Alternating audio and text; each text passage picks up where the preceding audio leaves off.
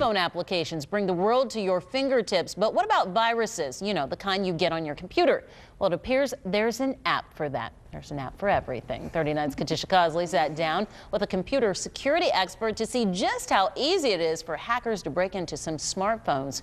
She joins us now. Katisha, what'd you find? Well, it seems like it is pretty easy. Many of us, including yours truly, rely so much on smartphones. In fact, some days I use my iPhone to surf the net, check email, and check in with friends on Facebook more than using an actual computer. And it seems as though hackers are taking notice. Some using those popular apps as a disguise to gain access to your personal information.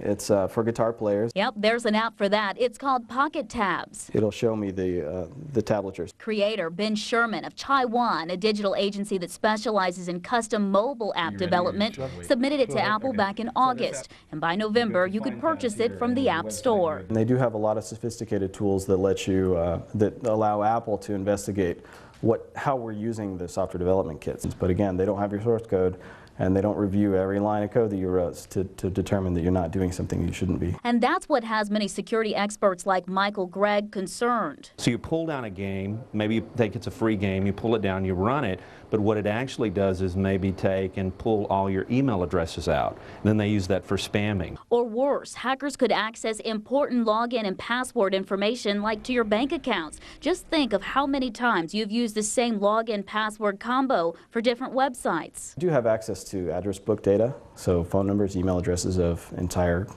your entire address book. For some people, that's many hundreds of contacts. Last fall, game app Storm 8 was sued for doing just that, and experts say Aurora Fient, another game, was uploading all its users' contacts. And it's not just iPhones that are vulnerable. Sherman says the Android has also been the target of fake apps. And they were basically scamming everybody and collecting data. It's actually very hard to tell. Unfortunately, the only real way to prevent these types of hackers, Greg says, is for someone to actually develop antiviral apps for the smartphone. I hope we develop these defenses up front before we wait until there's a major breach or a major series of incidents that happen. Otherwise, Sherman says it's like leaving the front door open. Somebody just has to find your house. Now, Ben Sherman also says the jailbroken iPhones are even more vulnerable since it allows third-party apps to run on it. Now, some promising news here. These issues were raised at today's big security forum in Washington, D.C. Experts are hoping this will prompt Apple to be more stringent when it comes to accepting apps and even develop a safeguard against these types of viruses. I'm Katisha Cosley, 39 News.